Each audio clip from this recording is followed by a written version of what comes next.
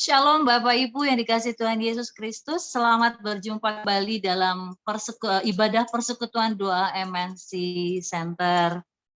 Satu anugerah yang luar biasa kalau kita semua masih diberikan kesempatan untuk beribadah bersama. Mari kita memberi waktu yang terbaik buat ibadah kita pada hari ini, lebih banyak lagi untuk kemuliaan Tuhan. Namun sebelum itu mari kita berdoa untuk memulai ibadah pada siang hari ini. Kita tundukkan kepala. Bapa di surga, di dalam nama Tuhan Yesus Kristus, kami mengucap syukur buat hari ini. Karena Tuhan sudah menjadikan hari di mana kami boleh berkumpul di tengah-tengah kesibukan kami, di tengah-tengah pekerjaan kami, tanggung jawab kami di hadapan Tuhan, pelayanan kami di hadapan Tuhan dalam pekerjaan. Kami diberi waktu untuk beribadah. Bapa di surga, ampuni dosa dan kesalahan kami terlebih dahulu, sehingga apa yang kami perbuat dalam ibadah ini sungguh menyenangkan hati Tuhan. Engkau mengurapi setiap pribadi yang ada, petugas dan pelayan yang melayani pada hari ini, juga setiap pribadi yang bersama-sama dengan kami, bergabung untuk beribadah. Urapan Allah ada bersama dengan kami, perkenanan Allah ada bersama dengan kami. Inilah doa syukur kami, inilah permohonan kami yang kami naikkan kepada Elohim Yahweh kami yang hidup. Allah Bapa, Putra, dan Roh Kudus. Allah di dalam nama Tuhan Yesus, kami telah berdoa dan mengucap syukur. Sama-sama katakan, amin. Baik, Bapak Ibu Saudara sekalian, tanpa membuang waktu lagi, kita akan mendengarkan kebenaran firman Tuhan pada siang hari ini. Namun sebelum itu, kami juga mau memberikan satu pujian dulu.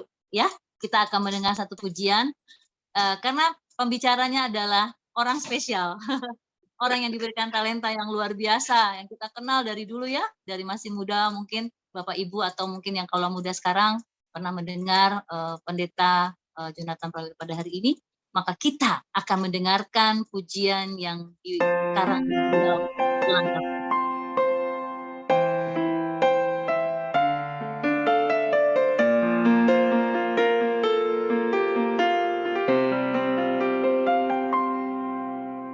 Bila tanpamu ku tak mau melangkah, Kau Tuhan yang membuat jalanku rata. Hanya denganmu ku berani bertindak, Kaulah yang meruntuhkan tembok penghalang. Tuhan yang menyertai ku melangkah pasti menuju berkat yang telah Kau janjikan. Bersamamu ku alami kebajikan, kemurahan selalu mengikutiku di setiap jalan.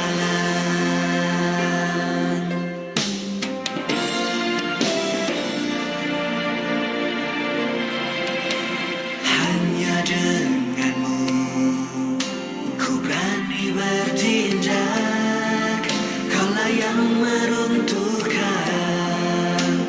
tembok penghalang. Kau Tuhan yang menyertai ku melangkah pasti menuju berkat yang telah Kau janjikan. Bersamamu ku alami kebajikan, kemurahan selalu mengikutiku di setiap jalan.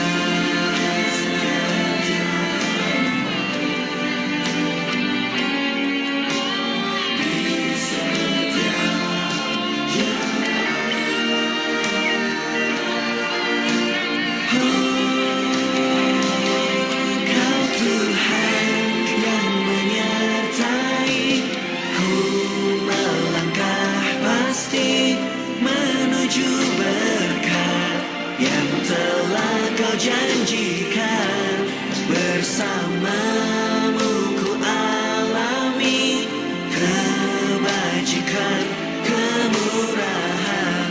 selalu mengikutiku di setiap jalan. Ku melangkah pasti menuju berkat yang telah Kau janjikan. Bersamamu ku alami kebajikan, kemurahan selalu mengikutiku di setiap jalan.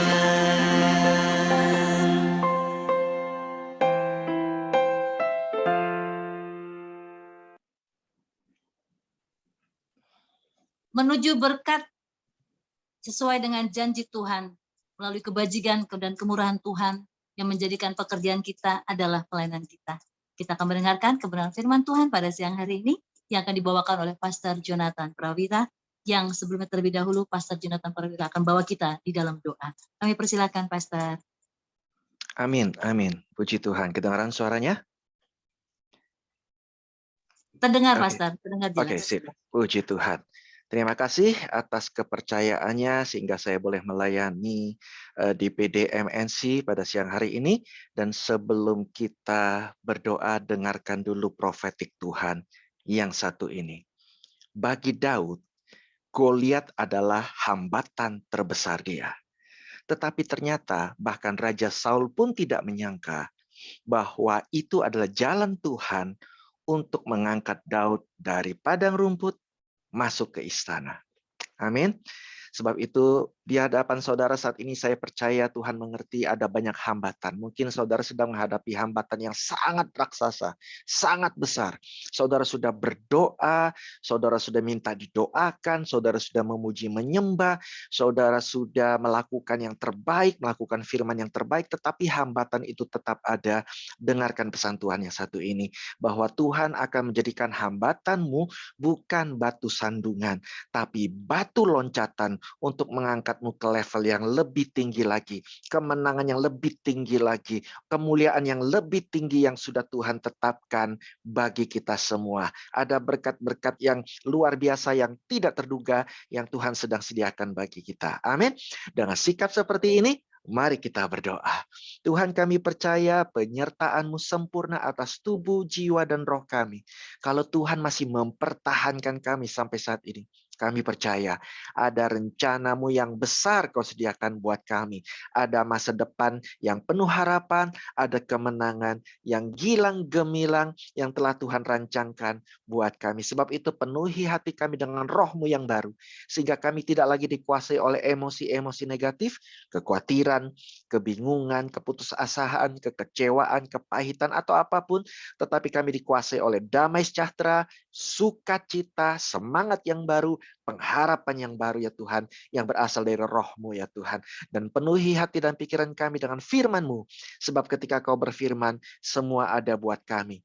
Ketika Engkau berfirman, semua terjadi bagi kami. Ketika Kau berfirman, kami menjadi seperti yang Kau rancangkan sejak semula, menjadi pemenang-pemenang di bumi sampai di surga. Dalam nama Tuhan Yesus yang siap untuk dipenuhi roh dan firman Tuhan menjadi pemenang, kita katakan amin. Amin, puji Tuhan. Hari ini saya mendapat suatu kehormatan untuk sharing tema yang sangat penting, ya sangat menarik, dan juga sebetulnya sangat basic. Perlu diketahui, saya percaya ini hikmat yang luar biasa. Ya, pekerjaanmu adalah pelayananmu. Karena sebetulnya ini bukan cuma pelayanan, lebih lagi. Jadi kata pelayanan aja udah indah. Membayangkan kita melayani nasabah kita seperti kita melayani jemaat atau melayani orang-orang yang kita kasihi. Tetapi sebetulnya pekerjaanmu adalah panggilanmu. Panggilan untuk melayani. Nah, mari kita buktikan. Untuk tahu apa panggilan hidup kita, sebetulnya mudah sekali. Karena kalau kita mau tahu kita diciptakan buat apa, ya kita harus lihat dari awal. Ya, Tuhan menciptakan kita untuk apa, dan itu semua dijabarkan dengan indah di kitab Kejadian. Jadi untuk apa kita diciptakan? Ya, secara singkat mari kita buka Kejadian 2 ayat 8 sampai 9. Kejadian 2 ayat 8 sampai 9, kalau ada Alkitab bisa di-share-kan itu puji Tuhan, tapi enggak pun kita baca sama-sama ya. Saya bukakan Kejadian 2 ayat 8. Puji Tuhan. Selanjutnya Tuhan Allah membuat Taman Eden di sebelah timur. Disitulah ditempatkannya manusia yang dibentuknya itu.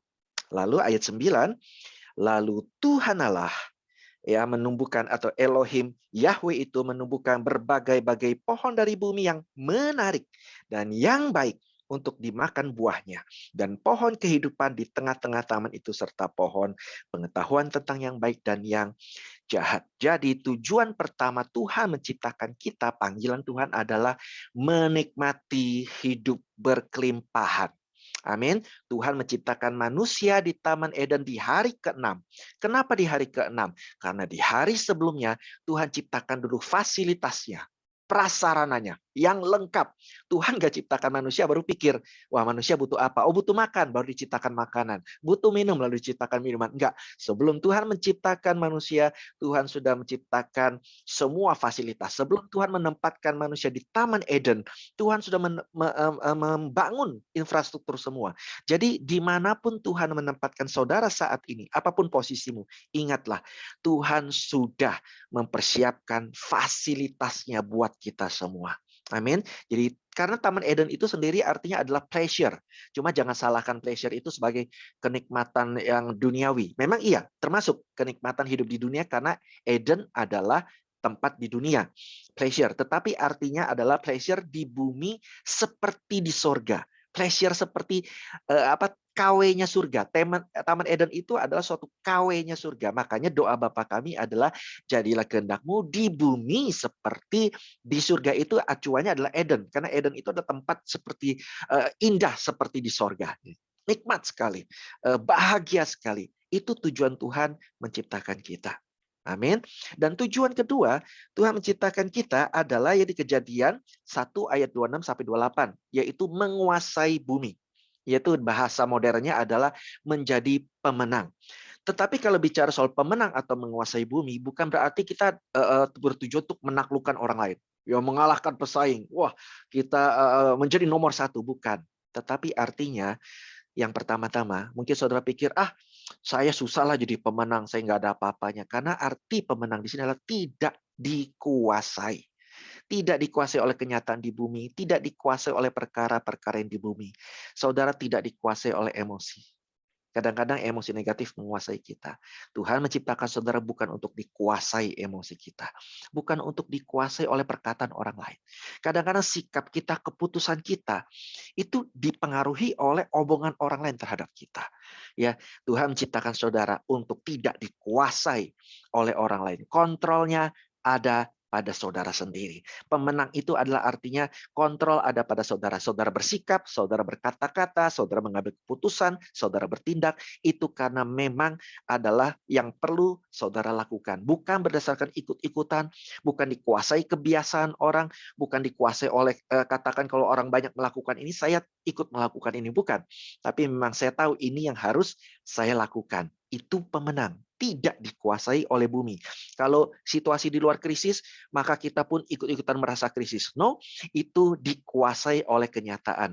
Kalau di luar kenyataan sedang buruk, lalu mood kita ikut buruk, kita melakukan kinerja yang buruk. No, itu dikuasai oleh bumi. Tetapi Tuhan berkata bahwa engkau diciptakan untuk menguasai bumi, menjadi pemenang. Itulah kita. Lalu untuk apa lagi Tuhan menciptakan kita? Kita lihat di Kejadian 2 ayat 15. Ya, Kejadian 2 ayat 15. Sehingga saudara mengerti bahwa artinya berkat. Ya, dikatakan Tuhan Allah mengambil manusia itu dan menempatkannya dalam Taman Eden untuk apa? Untuk mengusahakan dan memelihara taman itu. Dengan kata lain, tujuan Tuhan menciptakan kita adalah untuk mengelola berkat yang sudah Tuhan berikan kepada kita. Sekali lagi, ini yang pentingnya kita membicarakan, pekerjaan adalah panggilan karena kita dipanggil untuk mengelola, mengusahakan, memelihara, membangun, merawat, apapun. Mengelola berkat-berkat yang sudah Tuhan berikan kepada kita. Mungkin kita pikir, oh berkat apa? Saya justru bekerja untuk meraih berkat. Betul, berkat itu ada dua macam. Yaitu berkat yang berupa kekayaan, ya, berkat yang sudah jadi. Tabungan, entah itu adalah mobil, mungkin rumah, ya mungkin apalagi kehidupan yang baik ya, itu berkat yang sudah jadi. Tetapi orang sering lupa ada berkat yang mentah, berkat yang belum jadi, yang sudah Tuhan kasih ke kita sebelum kita meraih kekayaan itu. Yaitu apa? Kepintaran kita, kemampuan kita, talenta kita, kesehatan kita, kekuatan kita. Itu semua berkat-berkat yang sudah Tuhan berikan kepada kita untuk dikelola. Kelola emosimu, kelola kinerjamu, kelola prestasimu. Ya, semaksimal mungkin, kelola bakatmu, kelola talentamu. Jangan mau talentamu, pekerjaanmu, kinerjamu dirusak atau dipengaruhi oleh ular-ular. Ya, seperti Hawa dirusak oleh ular, saudara dirusak oleh ular-ular, hasutan, intimidasi, penghinaan, atau bahkan pujian. Saudara saking merasa dipuji jadi lengah. Jangan mau. Fokus kita, panggilan kita adalah bekerja. Bekerja bukan beban. Bekerja adalah panggilan Tuhan supaya saudara meraih kekayaan atau berkat yang sudah jadi itu. Makanya di Amsal ada sesuatu yang orang suka bingung. Berkat Tuhanlah yang menjadikan kaya, susah payah tidak menambahinya. Jadi berkat Tuhan yang menjadikan kaya. Ya, jadi ada berkat yang namanya kekayaan, tetapi sebelum kita bisa meraih itu ada berkat yang perlu kita kelola. Kita fokus ke sana. Ya, jadi bukan berarti, oh karena Tuhan sudah berkati saya nggak usah mengapa-ngapain lalu menjadi kaya atau lebih maju, hidup berkecukupan dan sebagainya. No, tidak pernah ada intinya orang malas di dalam Alkitab itu nggak ada. Ya itu kita lupakan. Ya itu jelas tidak. Ya. Konteks kita adalah kadang-kadang fokus kita lupa mengelola berkat. Karena apa? Terganggu. Ya, terganggu oleh hal yang membuat kita memang jadi malas. Kita dasarnya bukan malas. Cuma karena merasa ada gangguan-gangguan dalam pekerjaan kita jadi malas, capek, frustasi, self healing. Ya, semua hal kita perlukan karena kita merasa gangguan itu kan. Tapi saya percaya hari ini saudara sudah tahu pekerjaan itu panggilanmu, panggilan ilahimu bahkan sebelum melayani Tuhan. Di kitab Kejadian, panggilan kita bekerja, merawat, mengelola berkat yang Tuhan sudah berikan kepada kita. Amin. Jadi saudara sekarang kalau sudah mengerti pada posisimu, kembali pada posisimu. Saudara bekerja, karena itu panggilan dari Tuhan. Untuk apa? Pertama, supaya saudara diberkati lebih, meraih kekayaan itu yang Tuhan mau saudara hidup berkelimpahan. Kedua, saudara jadi berkat, menguasai bumi, menjadi berkat bagi orang lain. Amin. Kita tidak dikuasai oleh orang lain, tidak dikuasai oleh kenyataan, tidak dikuasai oleh perkara-perkara di dunia, tapi kita yang in control semua. Kenapa kita in control? Karena kita tahu semua ada dalam kendali Tuhan. Tidak semua ada dalam kendali kita. Betul? Hal-hal yang terjadi, ucapan orang lain itu di luar kendali kita. Tapi kita punya kendali untuk bereaksi terhadap ucapan orang lain. Kita bisa bereaksi terhadap sikap orang lain terhadap kita. Mau reaksinya positif, mau reaksi negatif, it's your call. Bukan orang lain. Itu kartumu, itu senjatamu, itu adalah sesuatu yang dalam kontrolmu. Jangan didikte orang lain. Memang kalau namanya kita dibullying, diganggu, tujuan mereka adalah kita supaya terganggu. Tapi ketika kita menunjukkan kita tidak terganggu, ya berarti saudara dalam kontrol. Saya percaya itu tidak memenuhi tujuan mereka. Jangan izinkan orang-orang yang nggak pengen saudara berprestasi, orang-orang yang tidak ingin saudara maju, meraih tujuan mereka. Karena semua adalah kontrol saudara. Amin. Tidak dikuasai. Hanya Tuhan yang kuasai kita. Hanya roh damai sejahtera, roh sukacita, roh kebenaran, roh semangat yang baru, roh pengharapan baru yang sedang memenuhi saudara, yang mengambil alih kendali atas hidupmu. Amin. Nah, sekarang bagaimana kita menyikapi? Ya, dengan cepat bagaimana kita menyikapi situasi ini? Karena Tuhan tidak akan izinkan saudara dikuasai. Tuhan selalu berusaha saudara tetap yang mengambil kontrol pada akhirnya. Contoh, ketika Nuh di zaman air bah, Nuh nggak bisa menguasai, memang air bah harus terjadi. Tetapi saudara lihat, ketika Nuh taat kepada Tuhan, apa yang terjadi? Dia sebelum air bah, dikenal sebagai orang yang intim dengan Tuhan. Cuma itu, bergaul karib dengan Tuhan, dapat kasih karunia Tuhan. Cuma itu. Tetapi setelah air bah, Nuh dikenal sebagai pengusaha kebun anggur yang sukses. Berlimpah-limpah. Persis seperti yang digambarkan di Kejadian 2 tadi. Berlimpah.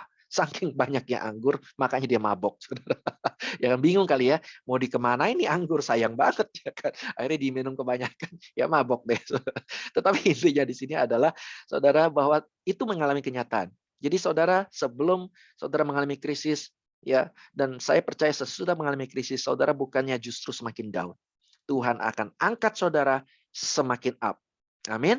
Bagian kita jangan izinkan hidup kita dikontrol oleh kenyataan di dunia. Ada contoh lain? Ada. Saudara, ketika umat Israel belum mengalami krisis, ya, dan akhirnya Tuhan sudah mempersiapkan mereka melalui Yusuf masuk ke Goshen. Goshen itu artinya banjir. Goshen. Tapi bukan banjir air, kebanjiran ya, bukan ya. Tapi itu bicara soal kebanjiran berkat, berkelimpahan lagi, overwhelm, over semuanya. Banjir kebaikan. Ya, banjir segala hal yang baik. Goshen. Nah, jaya artinya apa? Sebelum engkau mengalami krisis, Tuhan selalu punya rencana untuk membawa engkau ke Goshennya saudara. Amin. Jadi jangan kita terganggu oleh situasi apapun, namanya pandemi, aturan apapun, tetapi tetap siapkan dirimu sesuai dengan panggilan Tuhan. Bekerja. Amin. Nah, sekarang bagaimana cara kita bekerja sesuai dengan maunya Tuhan? Ya kan? Ayo kita buka Kolose 3. Kolose 3 kita melangkah pasti menuju berkat yang sudah Tuhan sediakan buat kita. Caranya gimana? Kita ke Kolose 3. Jadi melangkah pasti, jangan mau ragu-ragu, jangan mau dibuat bingung, dibuat galau. Kalaupun galau jangan lama-lama, back in control, ya. Kembalikan kekuatan kita kembali, yuk fokus lagi. Haleluya. Kolose 3 boleh dibukakan. Karena yang penting Kolose 3 ayat 23 sampai 24. Mungkin saudara pikir saya harus menjadi jabatan tertentu dulu untuk bisa memenuhi panggilan Tuhan. Nah, kita lihat ya jawabannya. Apapun juga yang kamu perbuat, apapun. Saudara ya. Artinya bukan bicara soal status, tapi how you do it. Bukan bicara soal posisi saudara, tapi how you do it. Daud tidak perlu menunggu jadi raja dulu untuk memberkati, tapi dia ketika jadi gembala domba pun dia memberkati dombanya. Dia lawan singa, dia lawan beruang untuk apa? Apapun juga yang kamu perbuat. Dikatakan perbuatlah dengan segenap hatimu. Ya, seperti untuk Tuhan dan bukan untuk manusia. Amin. Jadi kenapa dikatakan seperti untuk Tuhan dan bukan untuk manusia? Karena Tuhan tahu apapun yang kita lakukan belum tentu itu untuk Tuhan. Ya kita bekerja ya bukan untuk Tuhan toh. Kita kan bekerja untuk membangun masa depan kita, ya kan? Kita berdagang supaya kita dapat profit untuk keluarga kita. Tapi Tuhan minta kita melakukannya saat saudara melayani nasabah, saudara bekerja seperti untuk Tuhan dan bukan untuk manusia. Kenapa? Karena kalau saudara bekerja untuk manusia, manusia bisa mengecewakan. Penilaian manusia bisa bias, tergantung moodnya. Kalau moodnya bagus, ya dia bisa memuji saudara, diam-diam aja dia bisa puji, namanya moodnya jadi bagus. Tapi kalau moodnya sedang jelek, saudara melakukan yang terbaik pun bisa-bisa dikritik, dikecam, dicari kesalahan. Kenapa? Karena memang itulah manusia, penuh dengan bias ya, tergantung mood-moodan. Tetapi penilaian Tuhan tidak pernah salah. Amin. Yang saudara perlu perhatikan selama saudara melakukan yang terbaik, Tuhan akan menilai saudara baik. Apapun penilaian manusia, seperti untuk Tuhan. Dan kuncinya adalah melakukan bagaimana? Apapun profesimu, ya jurus yang pertama yang penting adalah lakukan segenap hatimu. Karena kalau Tuhan melihat saudara melakukan segenap hati, nggak usah, saya ngerti kalau kita punya cita-cita jadi ke atas ya. Tuhan sendiri yang jadikan kita kepala bukan ekor. Saya percaya kalau kita mau dong kita mengalami lebih maju, gaji lebih besar, karir lebih meningkat, itu wajar. Tetapi bahkan kita lihat Daud, dia nggak punya jadi ambisi jadi raja pun, karena Tuhan melihat hatinya melakukan dengan segenap hati, Tuhan sendiri yang angkat dia. Bukan Daud yang pengen minta diangkat. Tuhan sendiri yang angkat dia. Saya percaya ketika saudara melakukan profesimu dengan segenap hati, Tuhan bisa mengangkat saudara sendiri. Tidak perlu kita berharap. Nanti kadang-kadang capek juga. Kapan sih diangkat? Kok selalu begini? Yang ada bahasa Inggrisnya apa? Little to me, salary no up ya saudara ya, dikit-dikit saya, tapi gaji nggak naik. No worry, kalau saudara tetap melakukan itu untuk Tuhan, ya Tuhan sendiri yang akan tahu caranya untuk mengangkat saudara. Dan memang permasalahannya adalah ini, eh, kenapa kita nggak bisa segenap hati? Ya kan? Mungkin di antara saudara ada yang capek hati, ada yang, aduh udahlah kerja aja saya udah nggak ada masa depan. Kenapa rasanya kok tidak ada segenap hati? Karena pertama mungkin saudara ngerasa, udahlah hidup saya sudah hancur. Saya sudah banyak mengalahkan, enggak ada harapan lagi dah. Nggak bakal bisa saya maju lagi. Banyak hal di hidup saya kayaknya hancur dah. Masa depan saya. No, kita lihat di Alkitab, umat Israel bisa dianggap hancur waktu pembuangan ke Babel 70 tahun. Apa yang bersisa? Tidak ada harapan. Orang bisa bilang, hancur Israel. Selesai. Kerajaan Israel, kerajaan Yehuda, habis semuanya. Janji Tuhan sudah gagal deh.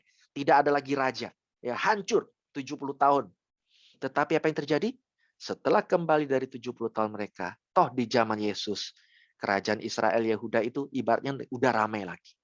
Menjadi kota dagang. Galilea ramai. Nazaret ramai. Semua ramai. Artinya apa?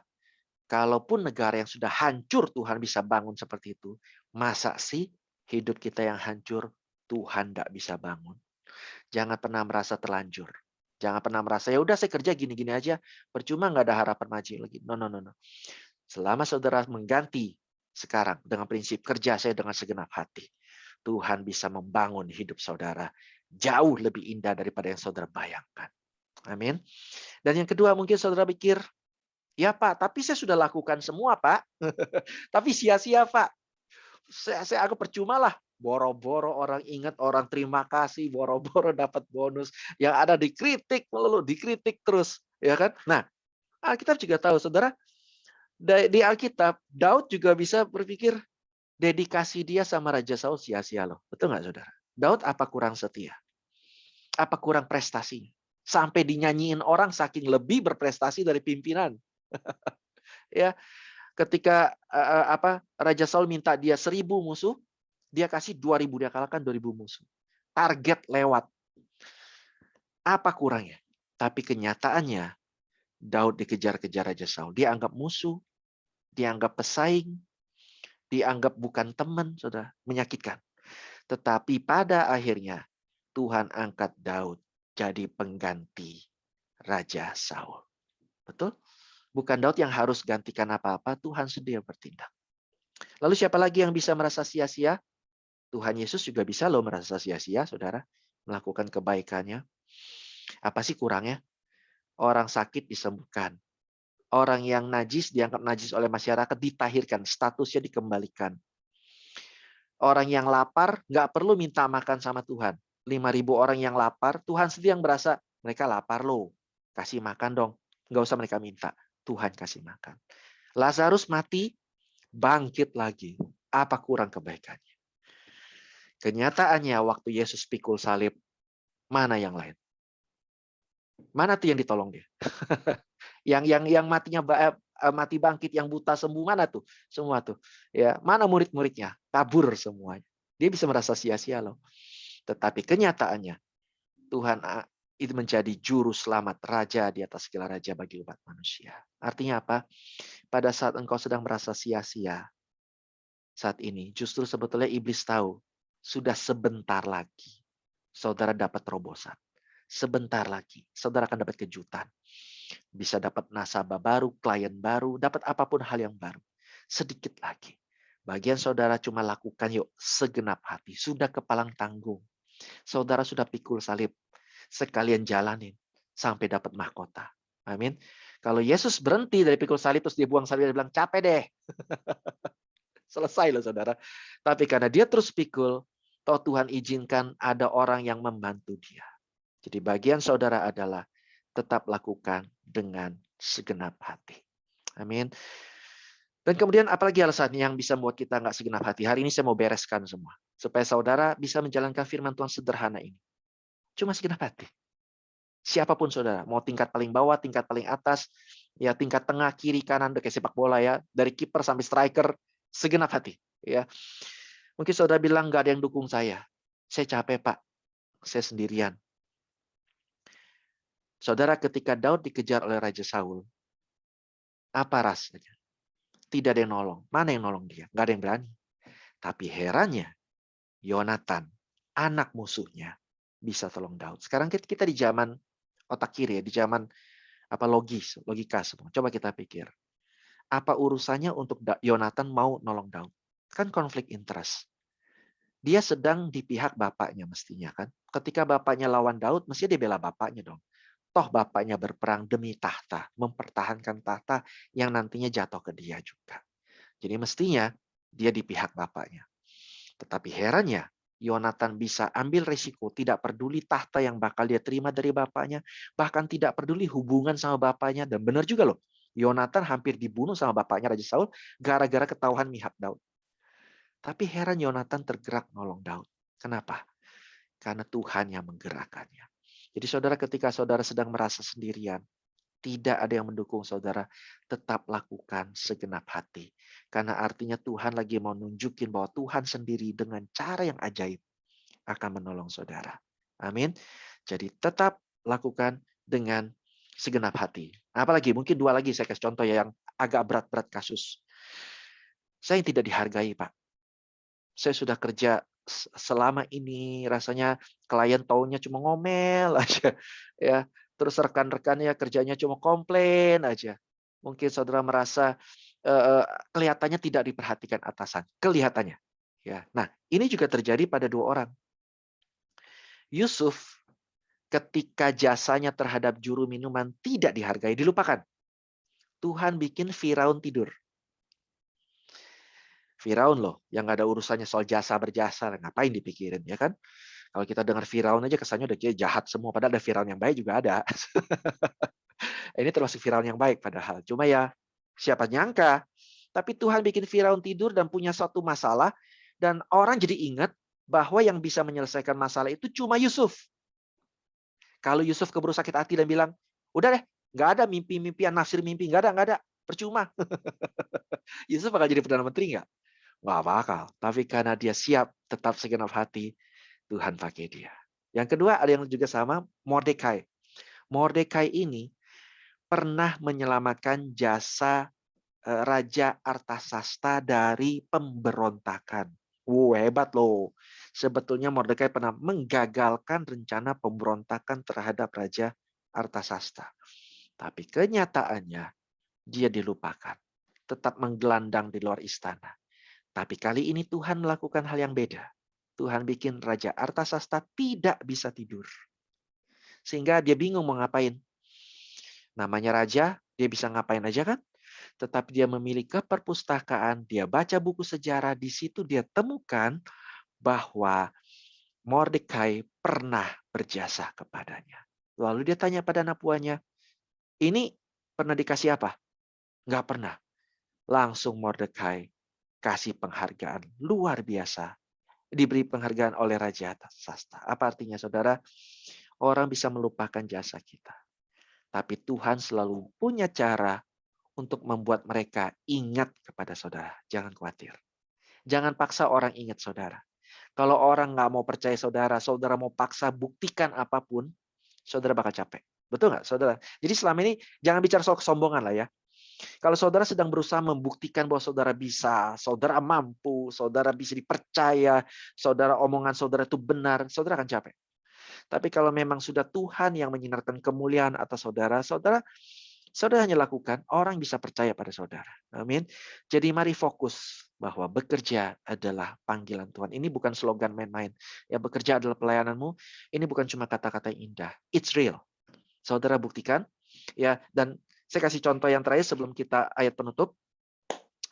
Yang paling membuat kita nggak bisa segenap hati lagi apa? Yang menyakitkan. Dikerjai orang. Ini. Kalau dikerjai, dijahati, ya, ditipu, dikhianatin. Ini saudara yang bikin kita udah deh. Kita udah patah arang untuk melakukan segenap hati. Tapi lari lihat Alkitab, saudara. Ketika Yakub berusaha menipu orang tuanya, ya, dibantu oleh Ribka lagi. Hebat nih. Ini partner in crime namanya, saudara. Ya, emak sama anak kompak nipu bapak. Dan kelihatannya berhasil. Kelihatannya ya, Ishak memberkati dia. Tapi kenyataannya Yakub diberkati. Enggak. Yakub kehilangan semuanya. Kehilangan keluarganya. Yakub ketika di Laban melarikan diri, tidak ketemu bapak maknya lagi loh selama-lamanya. Itu mah bukan berkat. Itu hal yang tidak mengenakan. Meskipun dia merasa diberkati oleh Ishak, dia mencoba meraih berkat itu. Tetapi ketika Yakub dikerjai Laban, kali ini Yakub sudah bertobat. Ya, dia tetap segenap hati. Walaupun dikerjai 7 tahun kali 2, segenap hati. Apa yang terjadi? Yakub keluar dari Laban dengan diberkati Tuhan berlimpah-limpah. Amin. Lakukan semua seperti untuk Tuhan dan bukan untuk manusia. Nah, sekarang kita lihat Yakub, tapi banyak yang lupa nasib Esau. Saudara tahu kenapa Yakub lari? Kan dikejar-kejar Esau. Esau marahin bunuh dia. Nah, Esau kenapa marah mau bunuh dia? Karena Esau ditipu sama Yakub. Ya, emang enak ditipu. Nah, Esau pun berontak. Karena merasa ditipu, orang tuanya nggak memberkati dia lagi. Ya, Ishak cuma kasih kutuk, sisanya berkat cuma kutuk doang. Dia pun marah. Dia melakukan hal yang jahat. Dia sengaja kawin dengan orang asing, maka akhirnya lahirlah Edom. Dia sengaja melakukan hal yang jahat di mata Tuhan. Berontak nih. Tetapi ketika Yakub sadar dan ingin berbaikan dengan Esau, Yakub pikir, dulu saya sudah menipu Esau. Sekarang saya mau baik-baikin lah. Caranya gimana? Tapi dia takut. Takut Esau masih marah. Lalu dia kirim hartanya dulu. Dia persembahkan semua buat Esau. Ya, dikasih hal yang baik-baik. Dia menunjukkan tanda kode keras. Aku minta maaf Esau. Aku pernah merugikan kamu. Aku dengar kamu kan dikutuk sama Ishak gara-gara habis berkatnya buat aku semua dicuri. Berkat kesulungan ini aku kasih. Tapi ketika Esau bertemu Yakub, Esau bilang, "Gak usah." Dia tolak persembahannya, bukan karena sakit hati, bukan karena gak usah, udah biarin aja hidupku rusak. Oh, bukan. Tapi karena dia bilang, "Aku sudah kaya." Loh, kok bisa? Esau yang sudah katanya kehilangan berkat kesulungan, Esau yang sudah melanggar Tuhan, kok Tuhan berkati? Itu tandanya kalau Esau aja Tuhan berkati. Ya, apalagi kita. Pasti Tuhan berkati. Amin. Nah, demikianlah waktu sudah habis, tapi ayat terakhir, yuk di ayat terakhir kita baca, di ayat 24. Kesimpulan dari semua yang kita bicarakan, supaya kita segenap hati. Kamu tahu, jadi jangan sampai nggak tahu lagi bahwa dari Tuhanlah, ya, kamu akan menerima bagian yang ditentukan bagimu sebagai upah. Nah, ini berkat yang sudah jadi. Saudara tadi sudah diberkati oleh kemampuan, lalu saudara kelola dengan baik. Dan Tuhan bilang, jangan dari manusia, kamu akan kecewa kalau menunggu manusia. Nanti dari Tuhan akan berikan sebagai upah. Karena Kristus adalah Tuhan dan kamu hambanya. Artinya adalah gini, Tuhan di dunia bisa aja kasih kamu nggak adil. Tidak menghargai kamu. Kita punya Tuhan di atas segala Tuhan, Kristus yang akan memberikan upah yang justru lebih besar daripada yang layak kita diterima. Amin. Kiranya firman Tuhan hari ini semakin menguatkan saudara bahwa saudara adalah panggilan bekerja dimanapun posisimu berada saat ini untuk menjadi berkat dan menikmati hidup kelimpahan yang sudah Tuhan sediakan bagi kita. Bagian kita lakukan dengan segenap hati. Amin. Mari kita berdoa. Tuhan, hamba-Mu berdoa buat orang-orang sukses, pemenang-pemenang dari MNC. Biar Tuhan berkati, Tuhan kembalikan mereka posisinya Tuhan. Sehingga mereka bekerja dengan segenap hati, bukan oleh kekuatan mereka, tapi oleh janji-Mu. Engkau yang memotivasi mereka, Engkau yang menyertai mereka, meneguhkan mereka, sehingga menjadi kenyataan firman ini menjadi nyata bagi hidup mereka. Terima kasih Tuhan. Dalam nama Tuhan Yesus, mari yang diberkati firman Tuhan hari ini, kita berkatakan bersama-sama, amin. Tuhan Yesus memberkati. Bagi saudara yang masih ingin menerima firman yang menguatkan seperti ini, profetik yang menguatkan seperti ini, yuk gabung di IG saya. Saudara bisa menikmati pujian profetik yang menguatkan ataupun firman yang menguatkan, karena saya posting setiap hari. Kiranya itu juga menjadi berkat buat kita semua. Terima kasih. Terima kasih Pastor Jonathan Prawira untuk kebenaran firman hari ini. Dari Tuhanlah ya bagian kita sebagai upah. Jadi kita nggak usah takut, Tuhan memberikan dan mencukupkan. Baik, kita diberkati oleh firman Tuhan. Sebelumnya kita akan memberikan korban persembahan sebagai respon terbaik kita atas firman Tuhan pada hari ini. Boleh ditampilkan QRIS-nya, Om Eli? Ya, baik Bapak Ibu saudara sekalian, sebelum kita memberikan persembahan, mari kita berdoa. Kami sudah mendengarkan firman yang menguatkan kami bahwa rezeki kami adalah upah dari Tuhan. Dan kami bersukaria dan kami mau bekerja keras di dalam nama-Mu. Tiba saatnya kami memberikan persembahan sebagai respon dari kebenaran firman Tuhan. Ya Allah yang hidup, ajarlah kami untuk memberi yang terbaik. Di dalam nama Yesus kami memberikan persembahan. Amin. Baik, Bapak Ibu Saudara sekalian, silakan untuk bisa men-scan QRIS yang sudah ada. Bisa melalui GoPay, lalu ada MotionPay, OVO, kemudian Dana, ShopeePay, link aja, BCA Mobile, dan lainnya. Jadi, atau bisa juga transfer ke rekening PDMNC Center, yaitu dengan tertera yang ada di bagian bawah. Baik, apabila sudah melakukan scan QRIS, kami mengucapkan terima kasih atas nama pengurus PDMNC Center atas persembahan yang Anda berikan, kiranya kemuliaan jadi atas persembahan Bapak Ibu Saudara sekalian. Kita akan masuk ke dalam sesi berikutnya, yaitu kita akan sama-sama untuk menaikkan doa, dan doa ini juga akan dibawakan oleh Pastor Stephen Rajaratnam, dan kami menitipkan doa Pastor Stephen untuk tanggal 12 Agustus nanti kita akan mencoba untuk ibadah onsite yang pertama kali setelah pandemi ini. Ya, mohon didoakan Pastor Stephen agar ibadah onsite boleh berjalan dengan lancar. Kami persilakan. Thank you, Sister Glenna. Thank you, Pastor Jonathan, for sharing the word. Thank you. Hope you enjoyed your song, touching and encouraging. Okay, let's pray.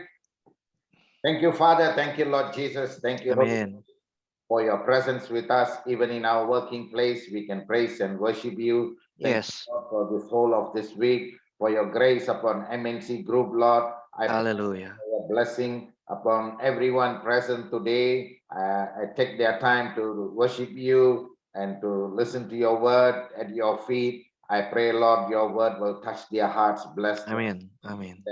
and encourage them, O Lord. Father, we also pray for our Executive Chairman, CEO, Bapak Haritano Sudibyo. Father, Amin. pray a blessing and anointing upon him as he Yes. many families depend on him, and also the services that we provide depends on the decisions he make, Lord. So I pray, Lord Jesus, bless him, his family, Bu Liliana, Bu Jessica, and the whole family. I pray your Amin. grace upon them. Father, we also pray blessing upon the whole BOD of MNC Group. So many, Lord, I pray you bless them at every level, every decision maker in our company. Yes. Right. They make the right decisions. I pray, Lord, your anointing Miracle. grace upon the company. Yes. That whatever Yes, Lord. services we provide, the Lord Jesus, will be a blessing for the people working here, for the people who are receiving it, the people of Indonesia, because Yes. of Thank our you. services, Thank especially you, God. our media services, reach out to the people and make a lot of impressions and influences. I pray, Lord, they all are blessed by you. Yes. To be good influences, Lord. Amen. Yes. Make It happened. a blessing and grace, O Lord. Thank you, Lord Jesus, for PDMNC Center. I pray, Lord Jesus, on the 12th of August, we want to move into on-site. It has been more than 2 years, Lord. I pray, Lord, we are very cautiously moving so that no one will be affected. I pray, Lord Jesus, Yes. COVID will move over, and I pray, Lord, your protection, and I pray, Lord, bless the Lord, that each and every heart in MNC Group will be moved to come and worship you together. Yes. We give you glory even in the place where we work, Lord. I pray, Amen. speaker, bless all the preparation, sound system, and also all the room. I pray, thank you, Lord, for your blessing, Lord. Thank you and praise you, Father. We also pray for our Ketua, Pak Chris, and also Yes. all the petugas, pengurus, Amen. and also the penasehat. Thank you, Lord. Pastor Vincent can join us as an advisor. I pray your blessing, Lord, upon all of us, that we will serve you in the place where we work, as Pastor already shared with us, Lord. Kerjasama, our pelayanan is our work, Lord. Yes. We pray your blessing, Lord, that we are Hallelujah. that where we work, we are serving you. So when Yes. all things, Lord, will do for your glory, Lord. Father, Amin. pray for all employees of MNC Group. I pray, Lord, your blessing. Those who are sick, pray healing. Those who need encouragement, I pray your encouragement for them.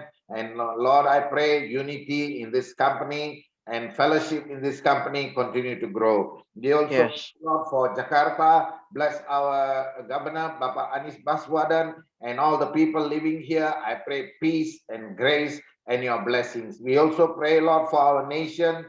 Bless our nation. Thank you, Lord, for the peace. Yes. Thank you, Lord, for the healing in our nation. Thank you Yes. for the unity. I know, Lord, it is all come because of your grace and because Yes. people humble themselves and pray. So you have Yes. healed the land. I pray, Lord, heal the coming election, Lord. Only whom you choose will be the leader. Thank you. Amen. We pray, Lord, your blessing and grace upon us. In Jesus' name we pray. Yes. Pastor. Amen. Thanks for the prayer. Puji Tuhan, kita akan menerima doa berkat yang akan disampaikan oleh Pastor Jonathan Prawit. Silakan. Haleluya, terimalah berkat dari Tuhan. Penyertaan Tuhan sempurna atas tubuh, jiwa, dan rohmu, atas hidupmu, atas keluargamu, atas karirmu, atas bisnismu, atas segala hal yang engkau lakukan dengan berkat dan janji-janji dari Allah Bapa yang tidak pernah berkekurangan, dengan mujizat-mujizat dan kasih karunia dari Tuhan Yesus yang tidak berkesudahan, dengan hikmat-hikmat yang baru dan keintiman dengan Roh Kudus, sehingga menjadikan engkau pemenang-pemenang yang menjadi berkat di bumi dan hidup kekal di surga sampai selama-lamanya. Dalam nama Tuhan Yesus yang percaya, katakan amin. Amin. Amin. Yesus berkati Terima semua. kasih Pastor Pastor Jonathan Jonathan. Prawiran. Terima kasih Pak Terima Jimmy, kasih. ada Bustin, Pak Terima kasih, Denny, Bu Pak Diana. Wempi, Yes, semua Bapak Ibu halo. pengurus. Terima Terima kasih. kasih. Ya. Selamat Amen. bekerja, selamat Pastor. menjadi Luar berkat. biasa. Tuhan Yesus God memberkati. bless God you. bless all, ya. Tuhan memberkati Pak Ya. Jonathan, Pak Thank Jimmy, you Pak Amin. Sis. Ya. Jonathan, Berkat terima Grace. kasih. God semua bless. pengurus. Terima kasih Pak Stefan. Semua Oke. pengurus Tuhan terima berkati. kasih. Luar Bu biasa. Diana, Sampai jumpa makasih. di Thank minggu you. Puji depan. Tuhan, puji Tuhan. Terima kasih, God Pak. bless God bless. semuanya. Stephen, ya. Berkati Terima kita. kasih, Stephen Pak Jalan 6. Luar biasa. Amin. God bless. Terima kasih. Kami pamit mundur. Terima kasih. Ya. Terima kasih.